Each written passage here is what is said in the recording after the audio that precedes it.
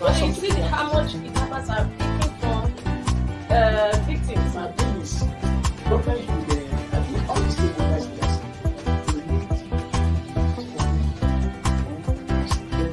Get that, and I think you get that.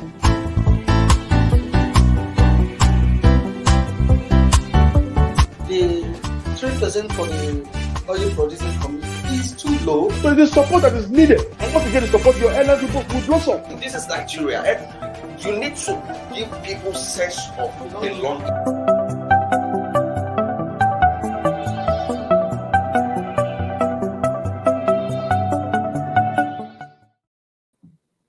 Good morning there. Welcome to the last edition of Inside Nigeria this week on Leadership Television. My name is Winifred Okwego, and of course, I'm alone to present it as Bode Danifo is unavoidably absent. I'm not alone in the studio. I have with me usual Wednesday Tony, but this time around it's Friday Tony, public affairs analyst, and also a TV host. My pleasure. Pleasure having you. I love this your t-shirt. Yeah, I wish I could be branded like you are. But anyway, we'll talk more about that when we finish. Okay. Nice to have you around, and the pleasure is mine. Thank you so much.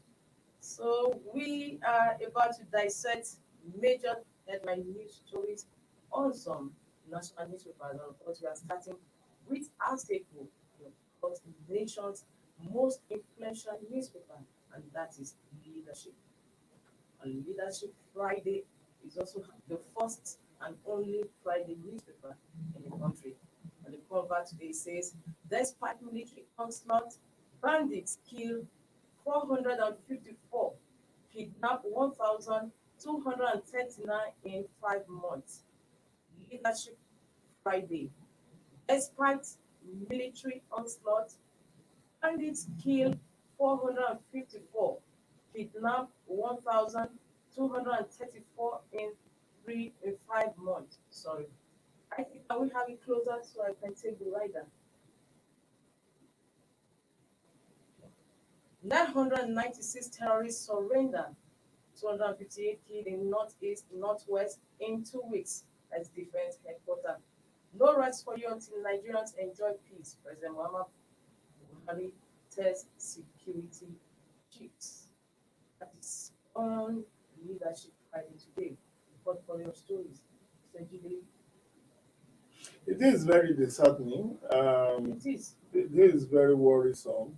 It tells you the story that, and I keep saying, whatever President Buhari does in the area of economy, in the area of fighting corruption, in the area of infrastructural development, if he does not fight insecurity to a standstill, if Nigeria does not have peace and tranquility, if people are afraid of their own shadows, then the whole essence of government has been defeated. It's not about whether people are charitable or uncharitable about the assessment of his administration. Even whoever succeeds Buhari in 2023 will be held to the same measure, because it's a constitutional provision. If you look at Section 14, Subsection 2B, it says the primary reason for governance is welfare and security. So, do we have welfare in Nigeria? The answer is no. Do we have security in Nigeria? The answer is no. So, and it's not only the federal government, even all the at the subnational level. Now, people are talking about how dangerous it is to travel from Abuja to Kaduna by road. That is the road that they said they have cleared all the bandits, it's now passable and all of that. But you can see how people are getting picked by like snails. 454 in 5 months. These are the ones that are recorded. There are several others that are not reported to the police or the military that have taken place. Somebody was telling me during the week that even this Abuja, between Zuba and Giri Junction, that stretch of road, that a lot of kidnappings are taking place there, particularly in Tugamaje area of FCT. And look at Kuje, look at Buhari, look at all these area councils Yes. around Abuja. Yes. Most of those places there have been a lot of kidnapping. There are So actually- you can see 454 deaths, and we are not in war situation. We are talking of 1,239 abductions in 5 months that's also the ones that we also that are on have record, that maybe their families went to the police or to the military to lodge complaint. Then they are doing the tally. But several others, particularly kidnap, the kidnappers will tell you if you involve the police, you are done. Your loved one will be killed. So many people out of fear would rather pay the ransom under the table to secure the release of their loved one than reporting to the police. So when we are saying 1,239 abductions in 5 months, we are only talking of those that are recorded with that's the police or the the law. former ones. Exactly. Maybe the former one. And you can see,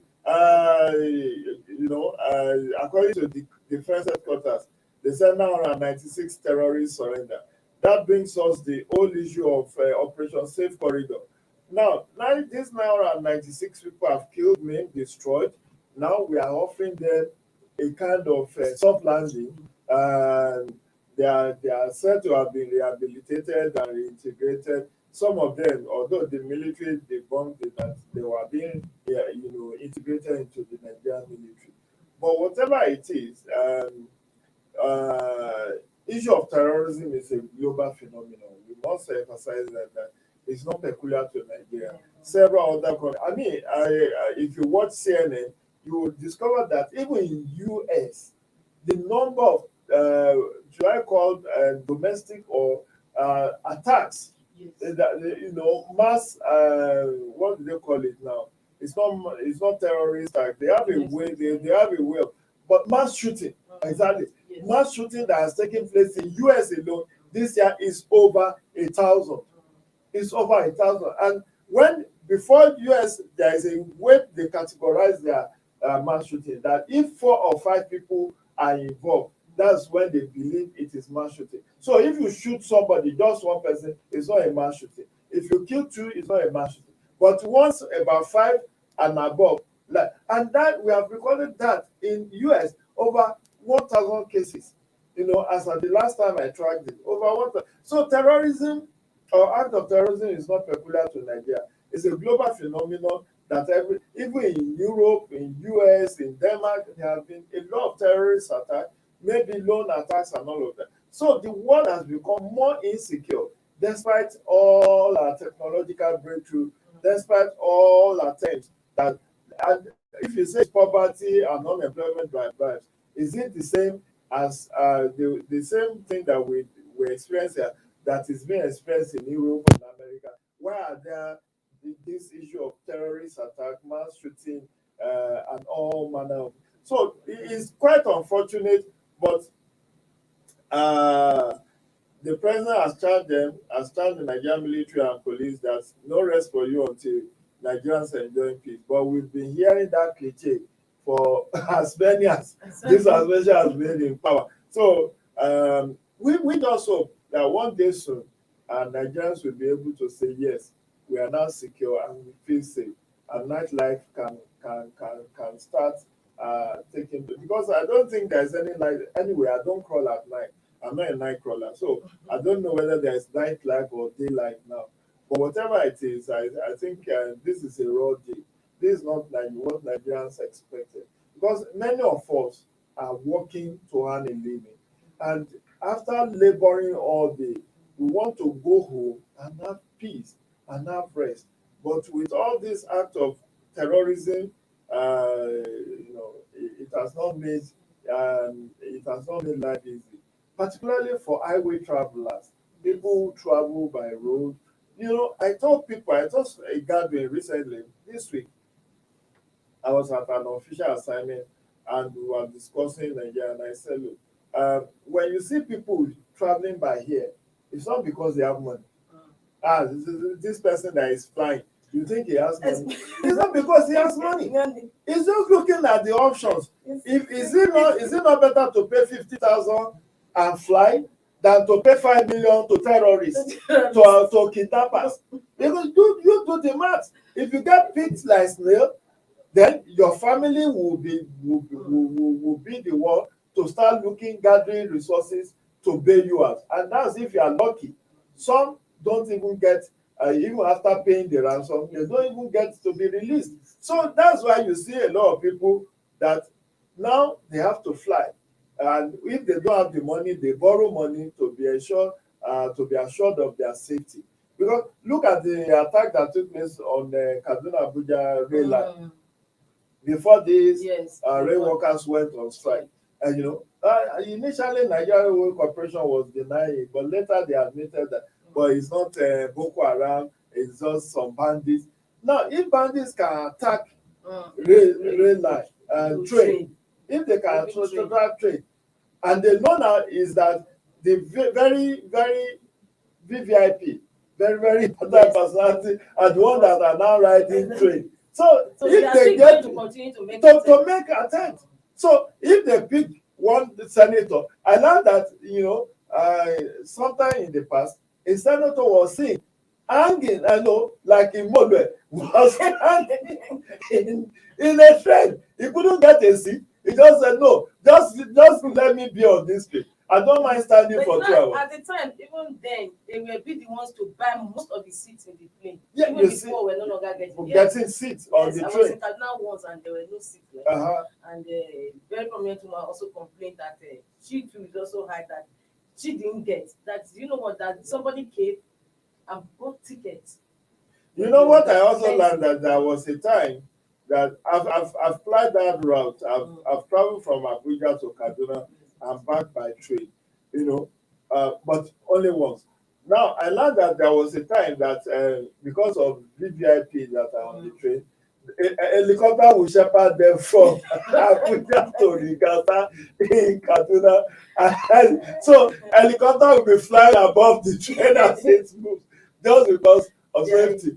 So it's a big security is a big issue in Nigeria. We just pray that God in His infinite mercy will have mercy on us and restore peace to our country. But still on the issue of insecurity, what will you say to the fact that yes, the military, the army, and the police, they keep telling us that they are trying their best, but it's not transforming to what's on ground, what's the reality on ground. So what will you say to that? Nigerians, are we being ungrateful this time, or maybe they will tell us that the incidence of insecurity in Nigeria is being over sensationalized, that is over reported, and I take a contrary view. It is even underreported. But if you ask someone like Lai Mohammed now, he will say it's unpatriotic Nigerian media that they are taking it out of context, that is not as bad. But anyway, that is why he is appointed into government, to lie on behalf of government. Do you understand? But there is an extent to which you should lie. This is what you and I feel on daily basis. Anytime I'm out of my house, I don't feel safe. In fact, all along, whether I'm driving, I'm praying in my spirit, God, just protect me. Because anything can happen to anybody in this country. And it's not about whether you live in highbrow area or you live in lowbrow area or middlebrow area. Whichever way you are, wherever you are, nobody is sure of his own safety and security. Is it not in this time that our colleague told them, get more, extrajudicially, and nobody knew. Nobody knew. I mean, the police are saying it's hit and run, but we know that it took the intervention of the National Assembly to 1 month. order them to 1 month after the guy was missing. Exactly. And That was they now when said they he now was, presented the body that he was found in the wrong place. Very, very unfortunate. Anyway, we're away from insecurity, moving over to business now. That's on the sister publication, National Economy. National Economy today says how Nigeria can maximize gains of African Continental Free Trade Agreement. How Nigeria can maximize gains of African Continental Free Trade Agreement by stakeholders. The writer says nation must engage in structural transformation and value chain optimization. Business, talking business on national. You know, I once wrote an article with this caption when Nigeria signed on to African Continental Free Trade Area Agreement. I wrote about how we can maximize. And the writer says it all, that the nation must engage in structural transformation and value chain optimization.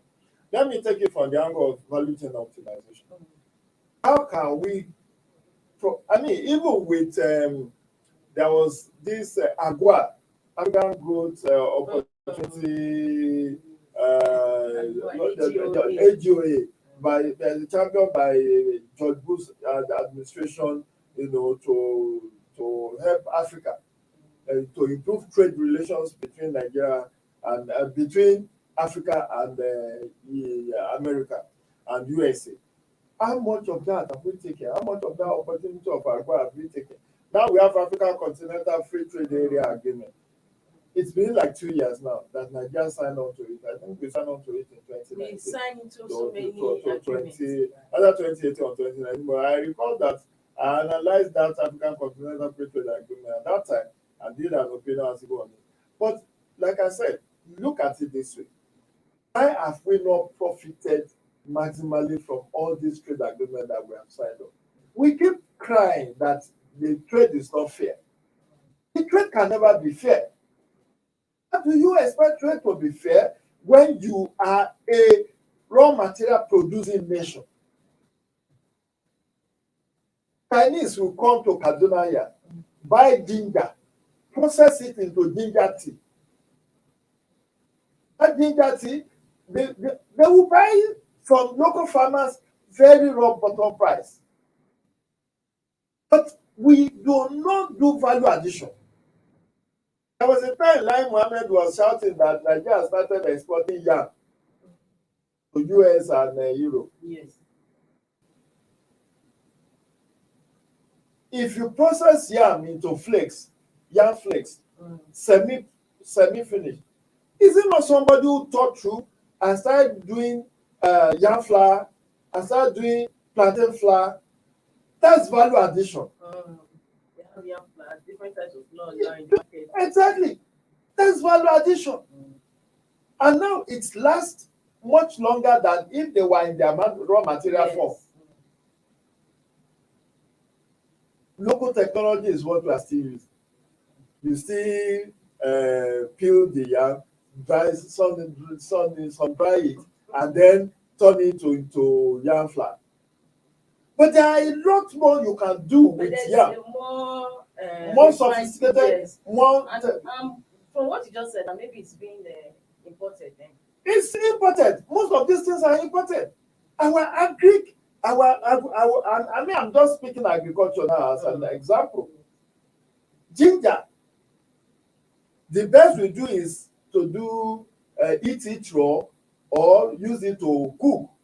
But the Chinese perfected the art of processing it into tea and Nigerian marketers. Shea butter. You know, Nigeria is the largest. Shea butter, cassava. You know, from cassava you can get industrial starch. You can get a cassava flour. You can get so many others, even pharmaceutical products. Do you know that they use cassava in pharmacy? All these PCM and all these drugs, they use cassava as part of the raw materials. Now, the reason why we have not profited maximally from all these African Continental Free Trade Agreements is that when we are exporting only raw materials. Whereas what we need to do is to process these raw materials into semi-finished or finished products. The same thing with our crude oil. We export crude oil and import petroleum jellies. It is from petroleum jelly you have your Vaseline and baby lotions. It is from that petroleum jelly that you even do polythene and you do all this what's it called? Nylon. We talk of nylon. They are all byproduct of crude oil. It's from the same crude oil, 1 barrel of crude oil, you can find about 1,000 byproducts. About 1,000. Google it. Google it. It is from the same crude oil you get aviation jet. It is from crude oil that you get BPK, and that's kerosene. It is from the same crude oil you get diesel. It is from the same crude oil you get premium motor spirit. It is from the same crude oil you get lubricant for your car. It is one crude oil. These are the ones I know. But we export crude oil. And over the years, we have not even thought out of the boss to exactly. The only petrochemical industry we have in Nigeria, with Winifred, is bought over by Indorama at Eleme. Only one. Now, whether all this packaging industry, all these things that you do, is byproduct of, there is practically nothing. If you look at your car, all the interior of your car, most of them, 60 to 70% of them are byproduct of crude oil. Because all those dashboard, all those things that you see, they are processed. It takes different layers of chemical titration for you to get. So from crude oil, you get aviation jet, you get petroleum gases, you get lubricant, you get kerosene, you get diesel. But what do? We export crude. Take gold, raw materials. They will dig gold here in Safara and take it to Dubai. Raw. Meanwhile, from that gold, you can get several other byproducts. From diamond, you can get several other byproducts. From lead, you can get several. So what I'm saying is that unless we start value addition to our raw materials, whether it's solid mineral, petroleum, or agricultural produce, we will not have fair trade. We will not have fair trade, because when you sell, it's like a farmer who sells his plantain on the farm. So somebody goes, harvests those, because you have sold everything on the farm. The man will come with his own laborer, they will harvest the plantain. Now, he will sell some of those plantain raw, he will process some of those plantain into into chips. Some will process them into yam and plantain flour. So by the time you do value addition, the cost will start to increase like Ijebu Gari. Do you get it? Yes, but that's what we are not doing. And then we will continue to cry, shout, oh, we are not having value addition, we are not getting maximum trade. That's part of what Okonjo-Iweala came to tell us when she came to Nigeria after assuming office as Director General of World Trade Organization. I was at Radio Nigeria, on the day she came to start analyzing what leadership of World Trade Organization mean for Nigeria. And I made this same statement that unless we start value addition on our raw materials, we will not get fair trade. We will not get fair trade. When you go to trade fairs, even here in Abuja, go and look at those products that are there. How many of them are manufactured locally? Mr. Ojo, from what you just analyzed, and it's so unfortunate that we have research institutes, development, even research in institutes. NNPC Yes, and sir. all these corporations, because I was important. I know the man that was even in charge of research and development. So why are they not utilizing all these things?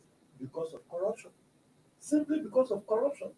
Did you know that despite the fact that our refineries in the last 20-30 years have not produced a liter of fuel, people are still earning salary in those refineries, doing nothing? They just wake up, whether they go to work or not, and they get promoted. And every time government is about selling the refinery or closing them down, The NLC will say they are going on strike. So which Obasanjo sold off the refineries, Port Harcourt refinery, to Dangote's consortium, Blue Star Consortium. It is NLC that said they should renege on that before federal government. Now, since look at Obasanjo, since 2007, the Yadua came into pressure from NLC. They renege on that agreement. That's why Dangote now started building its own refineries from the scratch.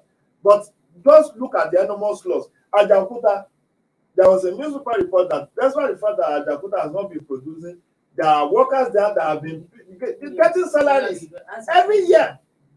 They get salaries for doing nothing. And meanwhile, we import all these bits, iron and steel from abroad. If Ajaokuta had been working, you see, industrial that there are. If you go to China, they will tell you about industrial complex. That in one industrial complex you can do so much. Contiguity. If you have a car manufacturing company here, they will buy some some of the spare parts from adjoining industries within the same complex. But tell me one industrial complex in Nigeria that is functional now. Tell me one. Ilupeju Industrial Complex in Lagos, where is it today? The textile industry, where is it today? We produce cotton, we sell off cotton the way we produce it. When we can do so much with cotton. And it was the same thing with cocoa then. Oh, have I not given you sufficient? Look at our dairy products.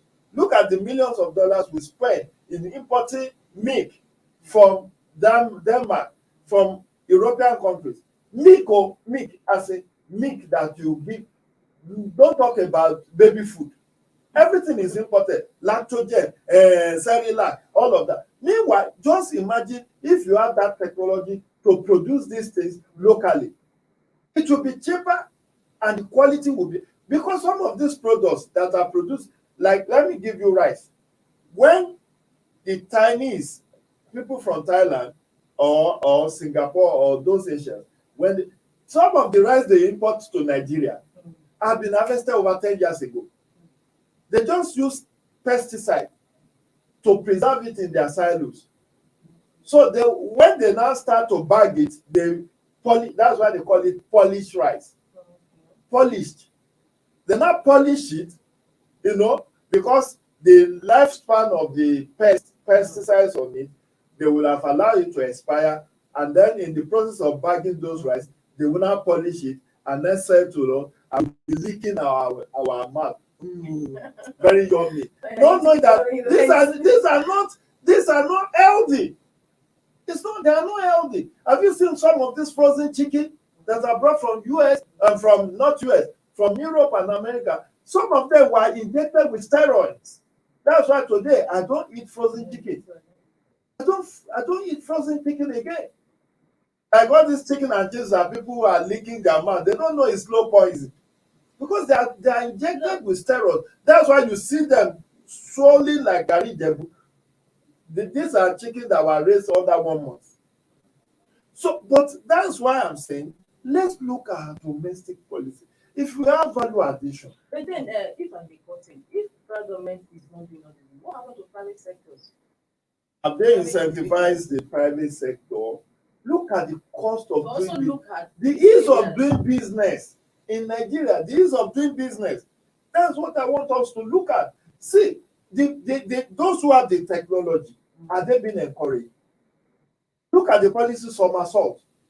When they incentivize the farmers to go into poultry production, so egg, they start promoting each one egg per day. The same government that is saying patronize homemade food or homegrown food, they are the one that is looking the other way as smugglers are bringing in a highly subsidized poultry product into the country. As at the time, for almost 2 years that the federal government shut down the borders, it was like mopping a leaking roof. Winifred, it's mopping a leaking roof. I wrote an article that time. I said, look, this is unhealthy. You just shot about four regular entry points. Paradigm was former control, is it controller general they call them in immigration, that from the guy is from Plateau State. He said, and it's available online, that there are over 1,400 illegal entry routes into Nigeria. What have we done about the security of our borders? In as far as these 1,400 illegal entry routes are still extant, whether you shut Idiroko or you close down Ilela border in Sokoto, or you close down the Badagry to Benin. I don't know which of the ministers said that part of our, in some part of Yewa in Ogun State, that there is a palace of a traditional ruler. The front of the palace is in Nigeria. The backyard is in the Republic. So smugglers are having a field day. So even when you say you want to protect local industry, and that's why you don't see many local investors in many areas, because when in as far as smuggling continue to thrive, it will undermine local production because you will not be competitive. What those, I mean, there was a news report recently that the Republic has imported close to, is it 10 million tons of rice? The whole country, They are waiting for Nigerians to bring it down. to bring it there for Christmas. Let's just go on a break. We'll come back. We'll continue with that story. But there's still a story question I want to ask you on this how to maximize the benefits of this African Continental free trade agreement. So don't go away, viewers. We'll come back. We'll also be reviewing other papers we have on our menu today.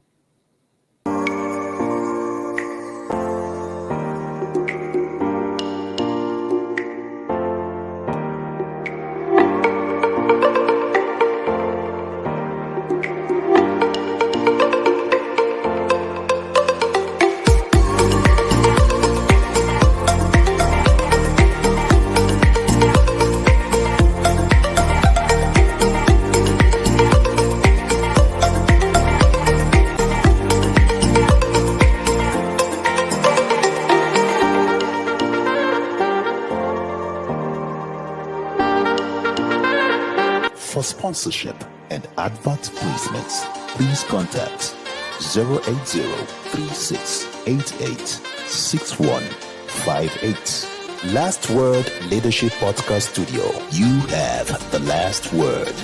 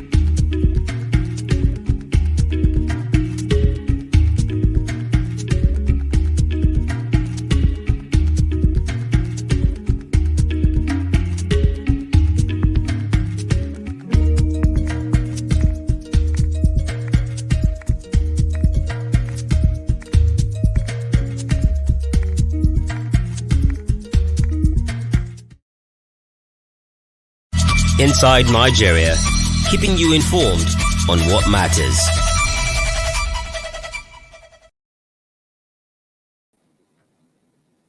Yes, welcome back. You're still on to Inside Nigeria, where we dissect major news headlines on our staple and other newspapers. My name still remains Winifred Ubebo, and I've been having with me in the studio Mr. Jide Ojo. It's a pleasure. Happy weekend. He's a public affairs analyst. He's also a TV host, and of course, a syndicated columnist. He's just a media, a package of media practitioner. Thank you for making my eyes swollen. Having you in the studio. No, before we went on break, we are on national economy talking about the African Continental free trade Continental free trade area agreement. And my last question on it to you, Mr. Jojo, is still So how can we harness the benefits of EFCTA? The best way is to improve on our local, products. Value addition is very key. Unless we are able to do that, we will continue to be at the wrong side of the trade. This is Africa Continental Free Trade Area Agreement. So, free trade, if you want to do free trade between Nigeria and South Africa, between Nigeria and Ghana, the point is, what are you bringing to the table? They want to buy something from you. You want to buy from them. They have a semi-finished or finished product. You have only raw materials to extend. And now you can't have a fair trade in that. Because somebody who has added value to his own will not sell it at the same price as you that is making raw materials. So we need to do value addition. And that's why we need to, it's a total package, Winifred. First, we need to fix our ease of doing business. Look at it now. Some people want to set up factories in Nigeria. They want to set up industries in Nigeria. But even to import their equipment, it's taking 3 years to clear at the port. They has to come and pay demurrage. They can't afford it. So many have run into huge debt because of the ease of doing business that we are not. We are just mounting ease of doing business. For Nigerians, for international foreign direct investors, to even get visa to Nigeria is a huge challenge. Did you see the news report that says some Nigerians who needed passport, maybe their passport has expired or they want to renew their passport, 6 months they have not gotten the passport? Why are we doing that to ourselves? So if you have, and there was a time, was it last year or last 2 years, where US have to take retaliatory measure against Nigeria because the amount we are charging for visa is even more than what US is charging for Nigerians who wants to come to US as visa fee.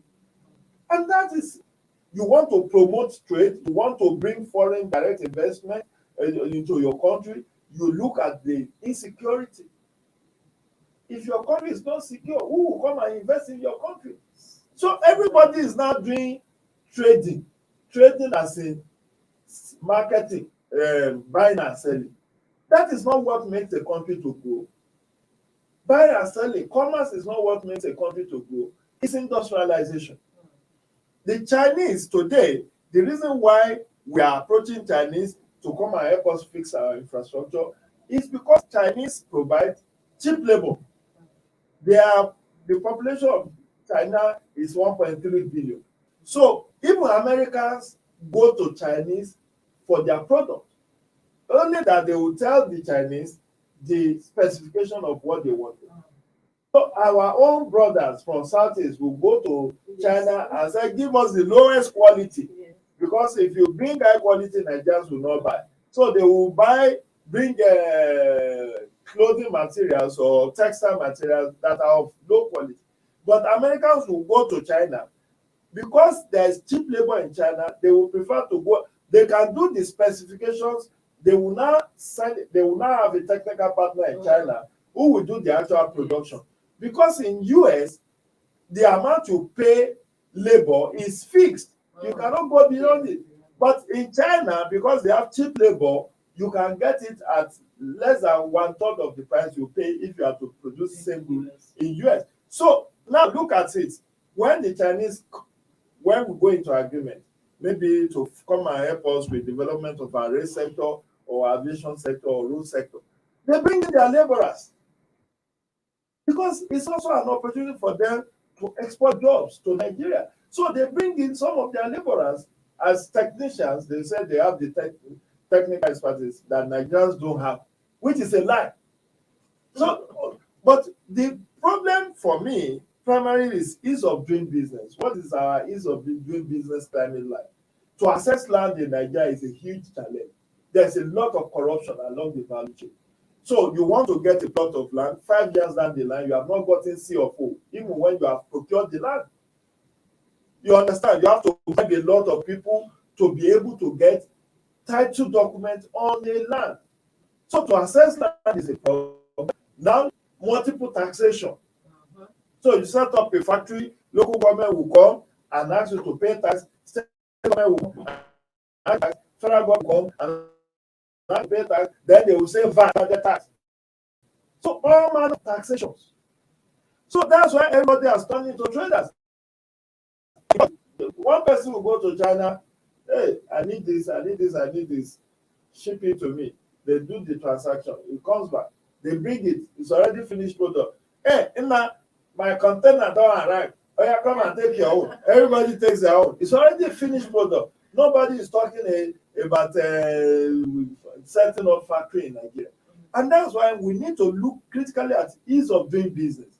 It's very key. If you don't bring down the cost of doing business in Nigeria, you will never be able to have foreign direct investment that will enable you to be competitive. So everybody, when you want to do African Continental Free Trade Agreement, even to set up assembly plants in Nigeria, how many places are willing to come and set up assembly plants? Even the ones that have been here. Yeah, the ones that have collapsed because of what I've said. Issue of insecurity, multiple taxation, policies from assault, smuggling, access to land, even access to loan. You want to borrow from loan to set up a factory, you need your head examined because you'll be lucky to get that loan for 25%. Much of the loans to banks, to industrial sector is in excess of two digits. So 25-30%. So on every 100 naira I borrow, I'm paying 30 naira. How sustainable is that? And then what is the moratorium? Moratorium is, okay, before you start paying tax, these 2 years or 5 years will exempt you from payment of tax. So by the time you are undergoing through that system, because there are different layers before you start making profit. The time you start up business, you cannot think of making profit. Then there is a level you get to, they call it break even. Break even, if you are not making profit, you are not also making loss. Then it's after you have stabilized at the level of breaking even, you start thinking of profit. Look at how long leadership newspaper has been in existence. I don't know which of these levels you are, whether you are at the level of breaking even or you are making profit. But you know the business environment in Nigeria. The COVID-19 lockdown affected so many newspaper houses. It forced us to reduce even before COVID-19, as the media sector in Nigeria has been very successful investment. That's why a lot of the publishers do all manner of negotiation deals to stay afloat, because that's why you see a lot of them doing PR for government, because you need to get advert. And who gives advert now if it's not government? And that's why many of the media houses cannot afford. It's the biggest patronage. I recall when 234 Next was anti-government, was speaking on some of the ministers and running very sensitive stories against them. There was a ban. It was paying a huge sum of amounts to his reporters. And so how did they manage? How many people buys a copy of the newspaper? So at the end of the day, if you are not ready to do PR, you cannot survive even in the media world. So the ease of doing business, reducing the level of insecurity, access to land, and level of taxation, even to get your food, the bureaucracy around the port congestion, all of this has everything to do with issue of improving continental free trade agreement. Because if you don't look at this holistically and you want to do value addition, for you to do value addition, you will not stay in your house. If the cost of the factory is too much, and look at the cost of utilities, the moment you face electricity, you pay through your nose, and then you have not factored in wages of workers. So the ease of doing business, setting up factory in Nigeria is a lot. If you are not brave, if you are not courageous, you cannot survive. The Bonvita, the countries of this was all those industries that have come a long way. They realize right from day one they have to provide their own water, they have to provide their own electricity, they have to provide their own infrastructure to be able to do successful business in Nigeria. Otherwise, if they rely on PSCN or Disco for their electricity supply, as you are trying to manufacture, the light went up. The whole night in my area, we don't have light. It was only when I was on my way here that they brought the light. So just imagine me in the presence of machine. I want to I want to do something overnight. If I don't have a generator, too bad. And with the picture you just painted, honestly, we need something more like a miracle. A total overhaul for you to have this. African Continental Free Trade Agreement. Because that's it. It's a lot easier for you to just buy to just produce raw material and export. But for you to now say you want to do value addition, you want to set up a factory, you want to set up a cottage industry with the level of epileptic power supply, level of insecurity, level of taxation, level of we have, just like what you said, we have multiple layers of taxation.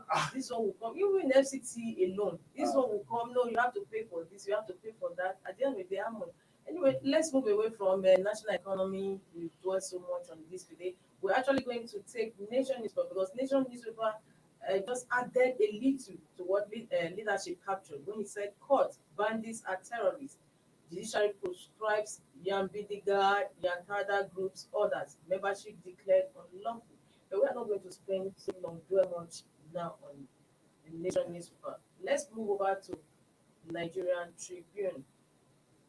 Nigerian Tribune says petrol price hike will double all vices under APC. That is PDP. Petrol price hike will double all vices under APC. Says Nigeria now a beggar debtor nation through Buhari's borrowings. That's on Nigerian Tribune today. So what's your view? See, when they said PDP, I don't have respect for whatever PDP says, because they brought us to really sorry past. 16 years of their misgovernance is what we are still suffering from. And who are the people in APC anyway? Are they not members of PDP? Largely, if you look at the cabinet of Mr. President, look at the pedigree of each of those ministers. Many of them have their roots in PDP. Many of them have been former governors, former senators, former ministers under PDP. So does change of political party makes them say? I once wrote an article. I said, Saint APC, Senate PDP, something along that line. It's just, what options has this government has by not removing fuel subsidy? We are just deceiving ourselves. There's no two way about it. Subsidy has to go. It's not sustainable. In time past, maybe they have managed to sustain it, but with this petroleum industry, it was supposed to have even gone the day the president signed the act into law. Signed the bill into law. And mark you, the federal government is being very clever. I'm not praising them so much. I want to see how this whole thing will pan out. But they are saying that they will sustain the subsidy till June next year. The assumption is that by June next year, Dangote refineries will have come on board. Now, Dangote has the capacity to refine 650,000 barrels of crude oil per day. That is the biggest, one of the biggest in the world, and definitely the biggest in Africa. And Dangote Nigeria cannot consume everything that will be produced by Dangote. So he still has to export. But at least the federal government through NNPC have also gotten 20% equity share in Dangote, so that they are also part of the board and can influence one way or the other. And I'm sure that Nigeria will not be paying dollars to buy from Dangote. Just the same way we are not paying dollars to buy any of his products, whether it's spaghetti or salt or cement or whatever.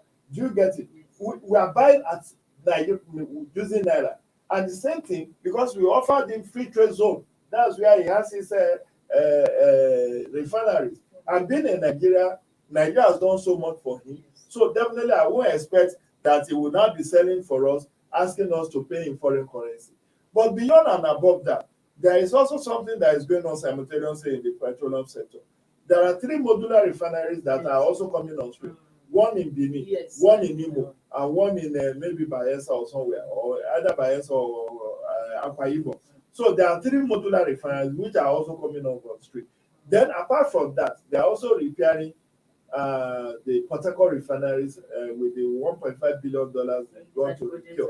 So what I'm saying invariably is that's why government is trying to exercise caution, which is why if you listen to Timothy Silva's press statement before Buhari signed the PIA into law, petroleum industry bill into law, he said immediately the president signs that they will remove subsidy. But they have to come take the political approach by saying, okay, we'll still make provision for subsidy until June next year. And the assumption is that all these modular refineries, Dangote refineries, the repair of petroleum, Port Harcourt, will have taken, some of them, if not all of them, will have. So we will have become almost self-sufficient with local production of refined petroleum. So by the time they remove the subsidy, what is subsidy? Subsidy is the amount you pay to ease to stabilize the price, and then to make sure that the land, all these landing costs that they are talking about, it will no longer be there. Because what is landing cost you want to be talking? Everything will no longer be channeled through Apapa ports again. The one in Akwa or through pipeline. The one in Benin will service maybe the refined petroleum products coming from Edo State may service some of the 3 or 4 states in the south. The one in Akwa Ibom may service some of the southeast and south. Then the one from Dangote will service some parts. So at the end of the day, you see, even if it first 3 come down, because like it happened in the telecommunication sector, initially when MTN and Big Mobile later come to what they call themselves now, when they came for them to do a second billing, but by the time law came on, it came in from with a second billing. The price has been fought. I recall I got my first book in Abuja. I think I bought that Nokia 30-something thousand naira. It was even the office that bought it for me because I couldn't afford it. But today, you can get my mobile phone that is 6,000 naira, and the 5,000. what is it called? The SIM card is not like giving to you free 100 naira SIM card. Do you get it? So the competition has further. What has happened over the years was lack of sincerity in the turnaround maintenance of these petroleum refineries that we have. And over 25 billion allegedly have been spent on turnaround maintenance without anything to show for it. Nobody has been sacked. Nobody has been prosecuted for that fraud, because I call it fraud on Nigerian government. So yes, PDP should not scare us. Even if today there's fuel scarcity, Winifred, and you have to go out, you not buy from black market. The whole period when there was fuel scarcity, even like 2-3 years ago, I was buying. I needed to go to work. I needed to do work. So even if they said 250 naira per liter, we were all buying. It is about just get to buy. So even if it goes to 300 naira, we will survive it. Who would have thought, Winifred, that we will buy a bottle of soft drink for 150 naira, 200 naira? 200 naira. I don't drink it again. So I wouldn't know how much it is. But who would have thought this is what we are buying for 50 kobo? 50 kobo, 1 naira. Now we are buying it for as much as 200 naira. Soft drink. Soft drink. I'm not talking of beer. Soft drink. Are we not buying it? So how much more? Let whatever goes on will come down. If it doesn't come out, we'll jump up to meet it. The point is, it is no longer. I have never been in support of subsidy from day one. It is fraud. It is because of that fraud that has sustained that. Look, go to the history of subsidy. When Babangida started it in 1993 or thereabout, it was meant to last for like 6 months, pending the time when they would do turnaround maintenance. But some fat cats made sure that they did not do the turnaround maintenance. They budgeted for it, possibly did a shoddy job, or didn't do at all. And now they started this subsidy regime, so people were just giving licenses to their cronies, their concubines, and all of that. So you don't even need to know anything about petroleum sector. You just got the license, then you look for somebody who has the expertise, you sell it off with your own profit margin. The person will be the one to go and do the legwork, import fuel. When they import, maybe they will import 5 million. To sign for you. That Exactly. brought them in. The line They will say you bring me 5 million liters. You claim money for 10 million or 15 million. You just compromise whoever will do the certification for you, and then federal government will still pay you for what you didn't. Yes, it's still proving some. Look at Farouk Lawal that was jailed early this year. Was it not over this issue? All the expose, if not for the fact that the man compromised himself, which rubbishes the whole report. Yes, You know, if you go and read Farouk Lawal's ad hoc committee report on federal subsidy, you will weep for this country. The kind of revelations that were made, but where are we today? So I feel that, and I'm not also against this 5,000 conditional candidate that they want to be given. No, to please, it was not captured in the 2020.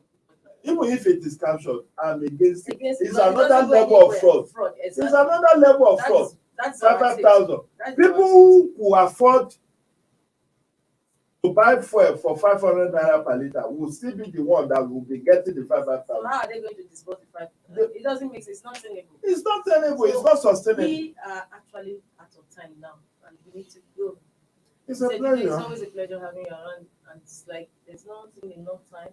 Most times to review. No, Nigeria is just so.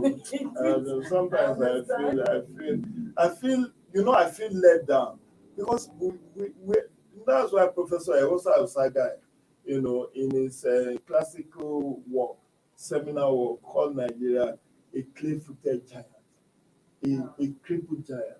We are a giant, but we are like crippled. Otherwise, governance is not a rocket science. Yeah, it's just that there is no political will to do the right thing. It's true. So we hope to see you in the studio on Wednesday. Inshallah. God for it. So viewers, this will call it a day on today's Inside Nigeria. And of course, this is the last edition for the week. Monday is another day. Have a beautiful, beautiful weekend. I remain Winifred. Bye.